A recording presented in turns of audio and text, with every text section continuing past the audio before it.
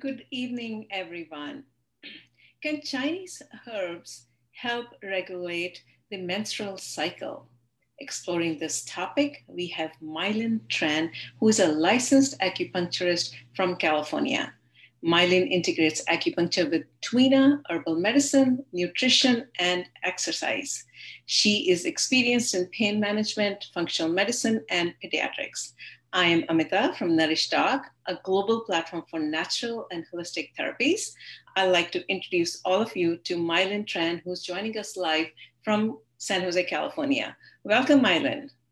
Thank you for having me here, Amita. Glad to be here. Great. So let's get started. And what are we going to learn today? Well, this is the outline. I just want to give a little description about how we think about menstrual blood from Chinese medicine perspective and which organs are affected by that affect the menstrual blood. And what is the menstrual cycle based on in Chinese medicine? What kind of herbs we can use to regulate the blood, which is an important component of the menstrual cycle. And then also formulas that about some of the herbs that are going to be discussed are in these formulas that help regulate the menstrual cycle. And then I just have some conclusions and references for anyone who's interested in more herbs. So Tengwei is the Chinese word for menstrual blood. And it starts for women and so menstrual blood in women, and it's considered sperm in men, okay? And it originates from the kidney essence and matures at puberty. And what I mean by kidney essence is it's what we come in with. It's our original energy, okay? And so with Chinese medicine, menstrual blood comes from three sources in our body: the spleen, which makes the blood, the heart, which governs the blood, and liver, which stores the blood. And blood is considered a very form dense of qi. And what is qi? Qi is the energy that moves through our body. It's the energetics. It's what gives us movement. It's what gives us our energy. And it drives a lot of things. So blood is considered inseparable from qi. And qi infuses life into blood. And there's a saying in Chinese medicine, where qi goes, blood follows. Thank you. Okay. So when we look at spleen making the blood, we get the spleen makes blood from food qi. So when we consume food, it goes into our stomach, and the stomach digests some of that food, as well as the spleen in assisting the stomach to send that energy from the food up into the lungs. And with this, you see it governs body fluids. The spleen governs body fluids. And why does it do that? So a lot of our foods have water in them. And when we send it up to the lungs help disperse that water energy and that qi to the rest of our body. The spleen is also in charge of holding our blood together. It prevents bleeding. So if you bruise easily, if you get bloody noses often, maybe when you have your menstrual cycle, you can't stop bleeding, then it's a good indication for us that we want to work on your spleen and maybe even your stomach channel, because that will, if your spleen is weak, you can't stop yourself from bleeding. So you might even get mid-cycle spotting and things like that. The spleen also controls the muscles and the four limbs, especially our motor muscles. So if you say, you know, I feel really weak in my muscles, like I don't have the strength to lift things up, we also want to look at your spleen organ and boost that energy to give you more strength. The second organ is the heart. And we want to look at the heart governing the blood. And you know about in Western medicine how it pumps our blood and it circulates throughout our body, right? But the heart is also involved in Chinese medicine in transforming the food energy into blood. And of course, it's responsible for the circulation of blood, just like in Western medicine, but it also influences the uterus. And by that, it descends, the energy descends to the uterus because it's up here, so it's going to go down. to help discharge. So it helps you get your menstrual cycle started. And it also works on the eggs in our ovaries to get it to ovulate. Okay. So that descending function of the qi helps make the blood transform from yang to yin from the onset of period. So what do I mean by yang and yin? Yang in Chinese medicine means the male aspect, the energetics, the light, the movement. It's very dominant and moving energy, whereas the yin is considered the feminine aspect, the dark, the water, the nighttime component. Okay, so you need both in order to be in harmony, and that's why you see the yin yang symbol where you have darkness and lightness, but within the dark and the light there's still the component of the opposite aspect. This might be a little confusing, so if you have any questions, you can ask later. Okay, yeah, Amita? Yeah, no. I was just going to say that we are open for questions, so you can put it in chat window and we'll take it at the end of your talk. That's okay. It, right? Yeah. Is that okay? Or, yeah, that's okay. Okay. So the descending, so when the yang goes to yin, it's like when we go to sleep, when we're awake, our yang is more active, okay? But when we go to sleep, our yin is more active, and that's what helps us stay asleep. So at night, what happens is our yang enters the yin and the yin grows, and so you can sleep at night.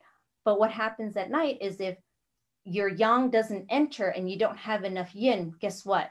Sleepless nights. And that can happen with women who bleed too much, okay, in their menstrual cycle, or, you know, they're thirsty all the time and they don't get enough food and they don't sleep enough. So it creates this vicious cycle where they get into not enough blood, not enough sleep, not enough yin, all these things, okay?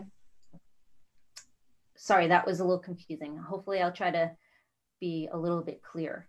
Now, the descending of the qi and blood also transform yin to yang. So when you want to bleed, right, you're trying to get rid of everything. So you need more action, you need more movement and mobility. But then after your period is over, now you got to rebuild. You're going to start it slowly. So you want, and blood is a liquid form of qi, right? It's a liquid form. So you want more yin. So your yin begins to get bigger. So your yin is going to start to transform to yang. And that little bit of yang energy helps you ovulate. So your eggs move down the fallopian tube for insemination. Now, the heart blood also nourishes the uterus. And when, you know, so if you have good heart energy, you're going to supply enough blood and energy to the womb. Heart yang, the heart energy, meets the kidney essence, which is your original energy to form the menstrual blood. So those two things together help form the menstrual blood. And the third important organ is the liver storing the blood. And when the liver stores enough blood, it fills the uterus so that you can have a menstrual cycle. So the menstrual cycle comes in 4 phases. So we always want to start with the bleeding phase. And this is considered day 1, where you have active bleeding. So your blood is moving, your yang is high. And in order for it to start and have enough blood, you need to have good liver qi. So liver qi is the movement in our body and the calm sensation. And the liver blood will move more smoothly. If the liver is not moving so well, that's where people get irritability. You know, they call it PMS signs for women, all these things. It leads up to that. And that's associated with the liver. Plus, you want heart qi and heart blood to descend toward the uterus to help you move the blood. So that's the bleeding phase. The second phase is the post-menstrual phase, where you have the blood and yin are relatively empty because you've just gotten rid of your menstrual cycle, right? Your menses is gone, and the yin is the water aspect, which goes along with the blood. So you've lost water and you've lost blood now. And once that's done, now you begin to build up your yin again. And by doing that, you're beginning the follicular phase, which leads to ovulation. Then the third phase is the intermenstrual phase, where the yin reaches its maximum with ovulation. And after that, the yin starts to decline so that the yang can come up and get ready for the next phase, which is going to come up to the bleeding phase, right? And so yang starts to grow and produces the heat necessary for ovulation. Now, the premenstrual phase, right before you bleed, right? The yang grows and reaches its maximum and she moves. So this is where you'll probably most likely get the PMS signs, the irritability, the easily angry, right? All associated with the liver too. Okay, thank you. So what herbs can we use to help with that? Next. So Tengwei, it is considered the #1 herb for regulating menstrual cycles. It's also called Angelica root. So what does it do? And these are some pictures that I put here on how it looks. So from the fresh plant, and we can use all parts of the plant, from the leaves to the stems to the root itself. And these are the different ways it's processed. And the function of the herb is to move and warm the blood, especially if you're cold. And a lot of women do tend to have either a cold womb or cold hands and feet, and this will help warm you. If you have postpartum pain, because warmth and blood helps remove the stagnation, so you have less pain. It helps with PMS and dysmenorrhea, so not having good flow. It also moistens the intestines because it has so much nourishment in it, moisture in it, so it unblocks the bowels if you tend to have constipation. It's good for blurred vision, pale complexion, tinnitus, and even rosacea. Bai Shao is another great herb, and it's a flower form, and these are the different ways it's processed. It's called white peony root, and it also nourishes the blood. It preserves the yin, so that means it holds onto the moisture for you. So if you tend to be drying, you would like this herb. It adjusts the nutritive qi, which helps regulate your night sweats and even any kind of spontaneous sweating. It calms the liver so that you have less irritability, less PMS signs, and it also relieves pain. Shu Di Huang, Chinese foxglove root, tonifies the Jing. Jing is the essence. It's the what we come into this world with. It's that inherent energy. It also tonifies the yin. It's also another herb great for night sweats, nocturnal emissions, and diabetes. If you have uterine bleeding, this is really good to stop the bleeding. And if you have an irregular menstrual cycle, this helps move it along to make it more regular. Herbal formulas containing some of those main herbs that I talked about are coming up. So Tengwei Shao Yao Tang. So we talked about Tengwei, which is the main herb, and then Bai Shao, which is also in here. So what does it do? It nourishes the liver blood. If you have stasis or stagnation, it moves that along. And spleen qi shu, it's, remember where I talked about you can't control the bleeding. If you have mid-cycle spotting or you don't stop bleeding, this is a good one. It nourishes the liver blood so that you have enough blood to feed the uterus. It helps spread the liver qi. So if you feel like breast tenderness or like flank pain in the sides of your body, this is a good one. It drains dampness, and dampness could feel like that bloating. You just feel like you're retaining water, that kind of feeling. It reinforces the spleen, which helps with digestion and the bleeding. Treats continuous mild abdominal pain with urinary difficulty and slight edema of the legs. So water retention in the legs. But you have to be careful if you're taking this during pregnancy because it has a very down-bearing, pushing down effect on the herbal formulas. You don't want to do that during pregnancy. Another one is Dangwei Shengjiang Yang Tang. So it has ginger in this formula. And actually, they normally would cook this in a soup type with lamb meat. Okay, so you stew it with lamb meat. And lamb is very hot. It has a hot property in Chinese medicine. So if you tend to be really cold and with a pale tongue, this is something that you want to cook with to warm yourself up. So it'll help you with your digestion by warming the spleen and stomach. It increases the blood. And it's really good for after you've delivered your baby to rebuild that blood back up in your body. And if you have postpartum abdominal pain or even cold pain, because it's a very warming formula, pain that it comes and goes and it's in the side of your body, the flank pain. And if you prefer pressure or warmth, that's a good indication this might be a good formula for you. If you tend to be on the hot side or you're thirsty all the time, this is not a formula you want to take. It will make your situation worse. Okay, Dangwei Bu Shui Tang. So this formula nourishes the blood with qi deficiency and floating yang. That means like you have a lot of energy, but you can't contain it because you don't have enough water to hold it down.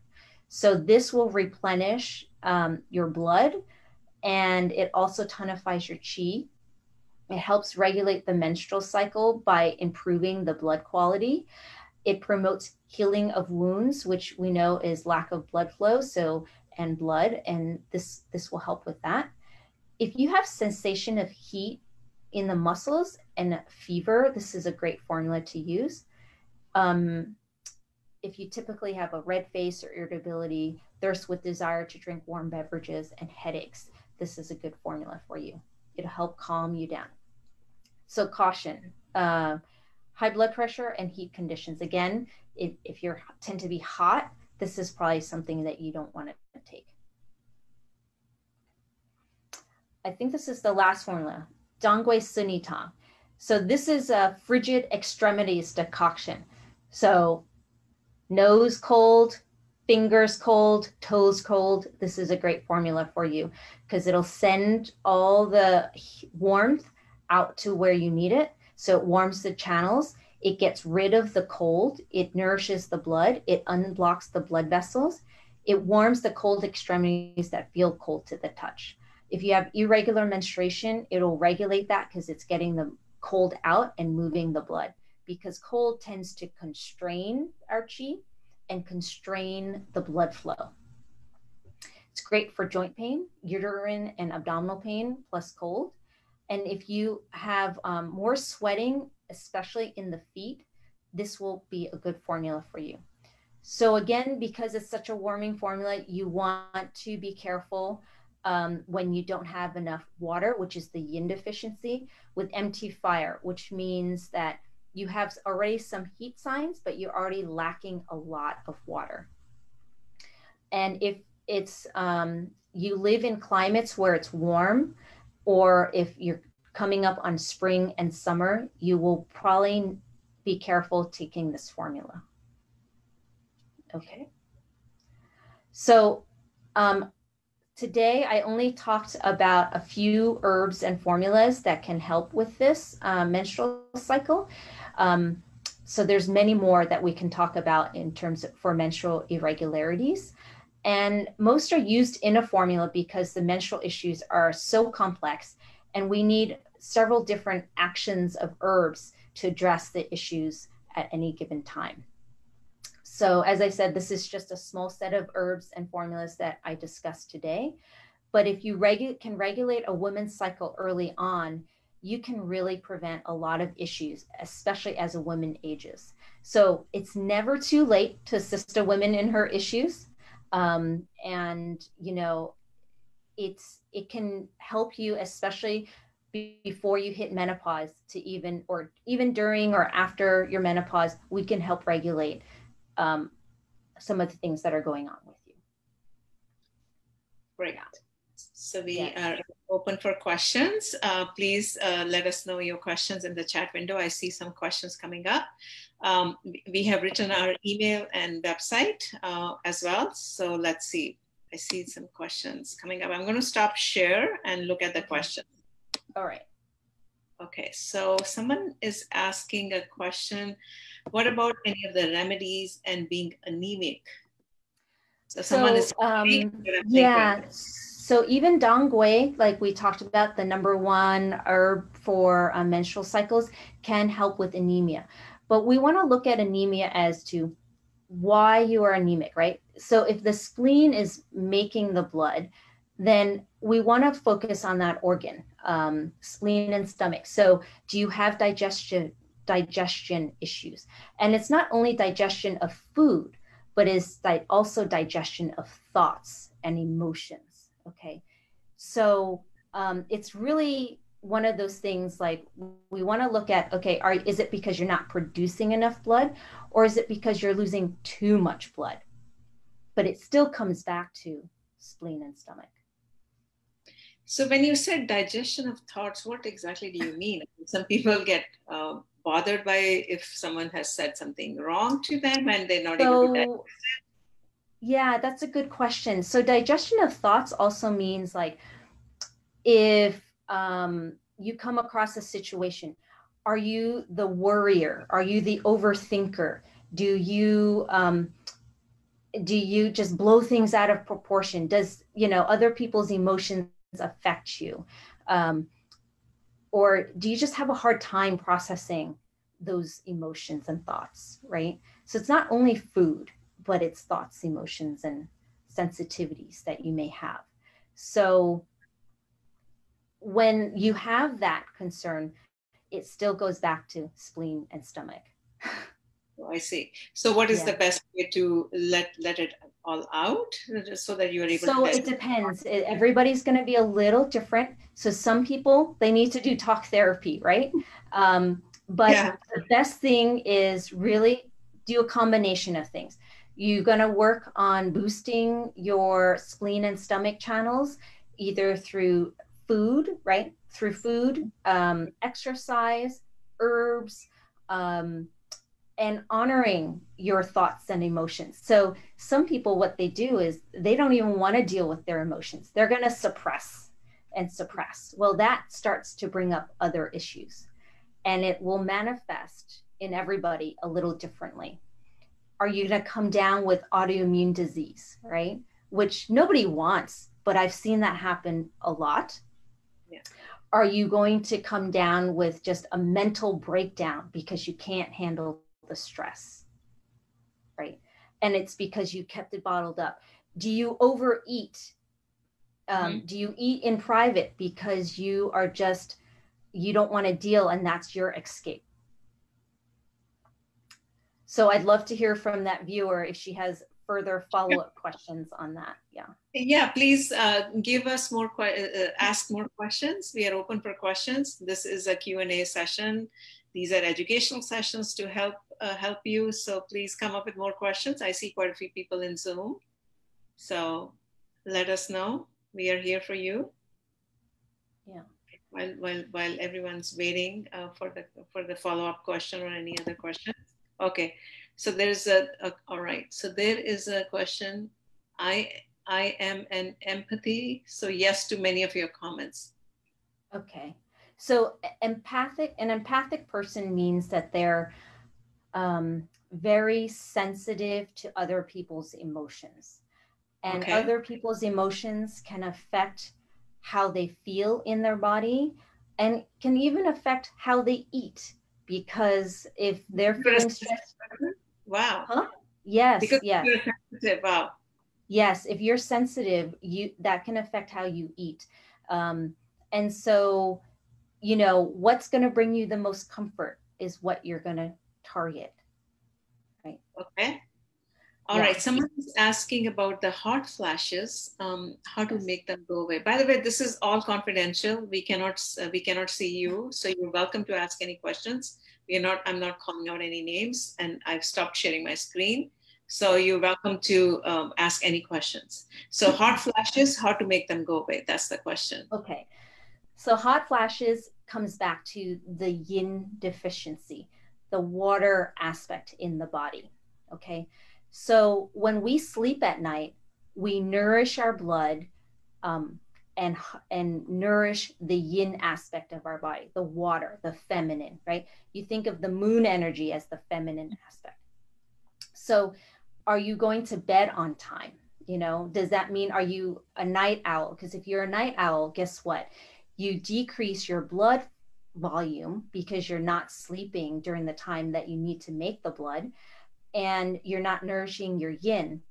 And so that will contribute to this yin deficiency causing hot flashes. Diet. What are you eating? Do you like to eat fried foods?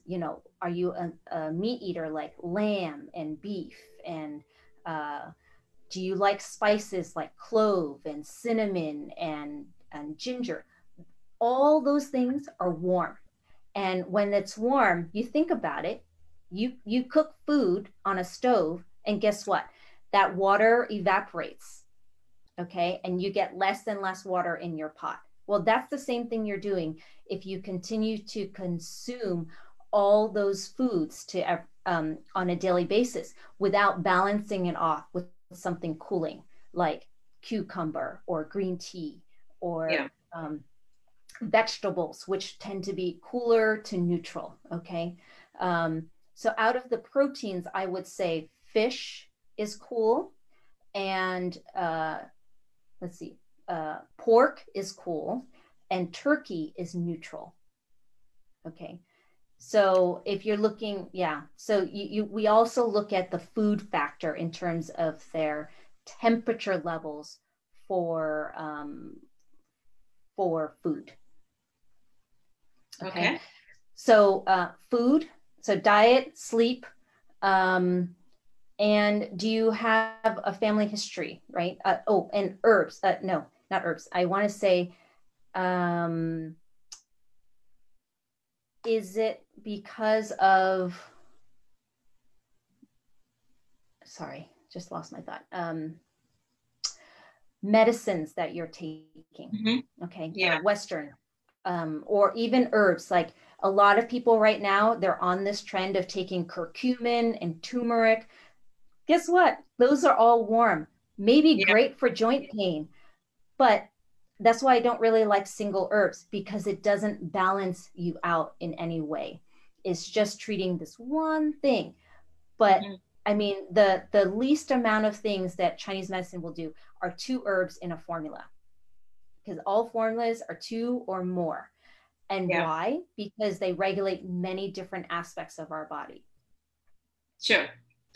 Okay, so someone is saying, thank you so much for all the info. She's already past menopause, but believe this is still valuable to me, for I still need to protect my blood, yin and yang.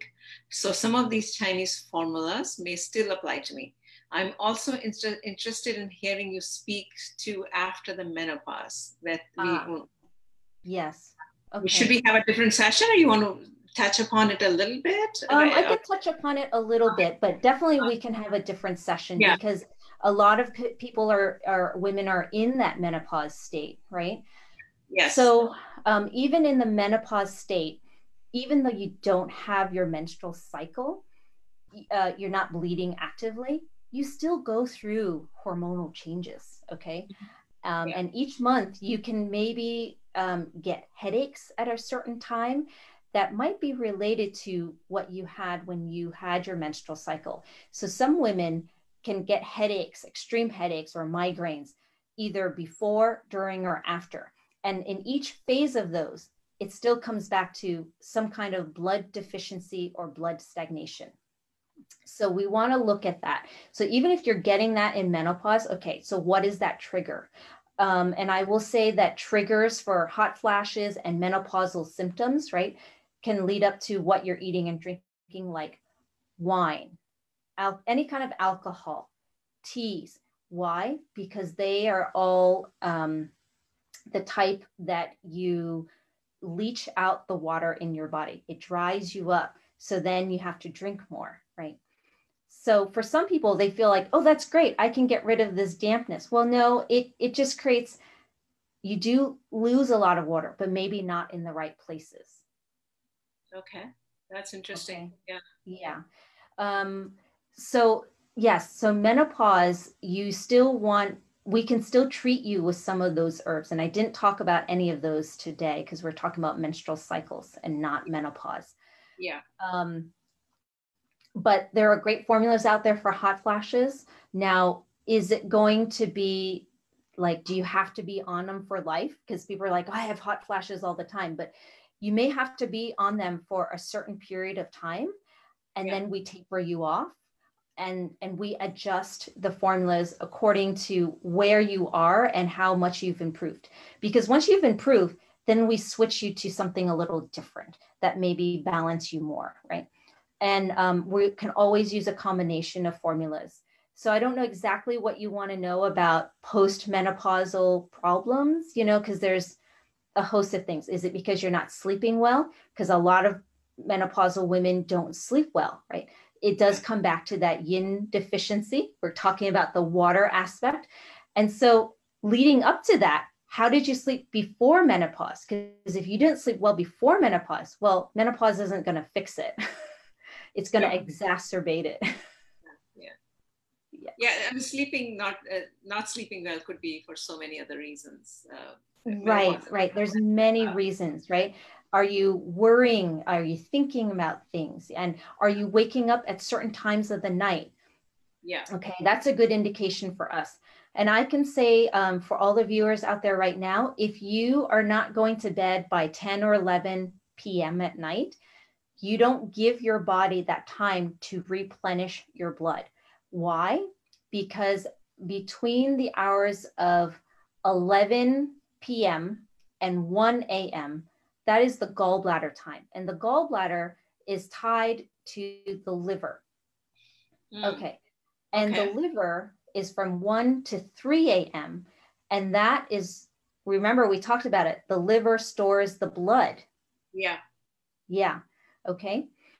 But because they're buddy channels, they're buddies to each other, they work in conjunction. Wow, that's very interesting. So the person who just asked you this question, she is saying that she's not sleeping well and she's exploring all avenues. So she's having, you know, what you're talking about, sleeping problems. Right. And I see a lot of women having that even before they hit menopause, but sometimes leading right up to it, they will have exacerbations of that. And so we have to look at what are their stress levels like? What are they doing to actually nourish themselves? Are they able to let go of their worries or their sadness or their fear, whatever emotion it is? So it's based on an individual, you know, basis, because everybody can have lots of different combinations of those things. And I think women carry the emotions more than men. We hold it to all the things. It's just, and that's why we have a hard time letting it go sometimes, you know? Yeah, you know, for most women, right? What do? You hold on, you try to be strong and brave and hold it together. And then at some point you hit your breaking point and then you're like, bah, bah, bah, bah, bah, bah. And then the men are like, oh my God, what did I just step into, right? And that happens because you can't contain that anymore. Sure. More questions, please. Someone is asking that you do Zoom calls and phone calls, right? Yes. You do, right? And I told you to reach out to us here at Nourish Talk, and then we can let you know about Mylin's Zoom calls, right? Yeah. Okay, so someone is asking, I'm also interested in this Zoom call. Please let us know. She has a daughter, and it's good to explore for if we understand menses and that's and just the whole process. So and I would encourage her to look at some of the formulas and herbs. Now, I did talk about like the cold aspect of the women's cycle and the irregularity. Yeah. But I didn't talk about the warm. What if you're too warm and you bleed too early, right? So there are other herbs that we can talk about. So, but I just wanted to cover one aspect of it because it covers, there's so much to cover that I couldn't do it all. Sure. So I'm writing our email here if you want Sure. consultation with Mylin. So please write to us and we'll direct you to her, no problem. Any more questions? Any more questions that Mylin can answer? And she'll be coming once a month or whenever she has time to talk about different issues, right, Mylin? That's what, we'll talk about different issues in all our different sessions. So she will be a regular, but for now, let's ask, okay, so they're saying, can you discuss how a Zoom appointment works? Yes. So what will happen is that, she will consult with you the way we are talking right now. The only difference will be she'll be able to see you. Right now, she's not able to see you. So it would be a video call through Zoom that she will ask you all the questions, right, Mylin? Yes. Okay. So the other thing is, during a Zoom conference, now I can't take your pulse because that's a good indication for us which channel and which organs are out of balance, but we can look at your tongue. We can still look at your eyes, your face, right? It all gives us a good indication as to what's going on with you. Do you have too much heat? Do you not have enough blood? Do you have dampness? Do you have more than that or less than that, right? So we'll look at that. And then when we look at the tongue and ask certain questions, it'll lead to more questions and more, things. And how long these appointments are for? 60 minutes or more? So the initial consultation is 90 minutes because I do a full history. A full history. And then that also includes the consultation, the treatments, which can contain energy work, in the beginning, and then whatever else. Yeah. Okay. All right. So someone is asking the question if there are formulas for excessive emotions around the menses.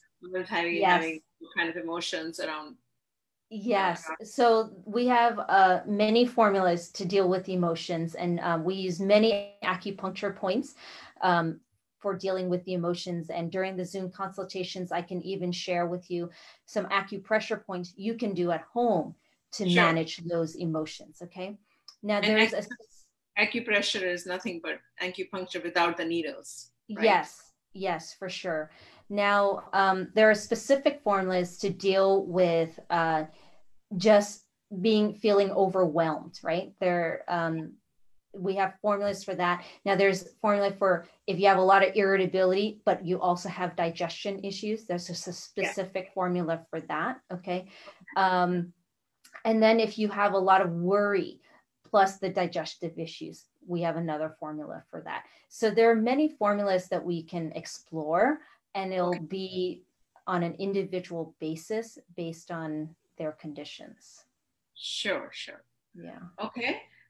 Any more questions, please? I just want to make sure I've looked at all the questions that are coming up.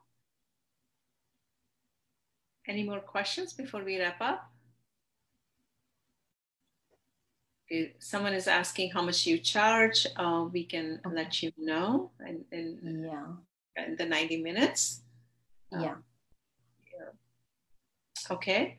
If there are no more questions. Can I say one thing? So only the initial consultation is 90 minutes. After that, it's about an hour.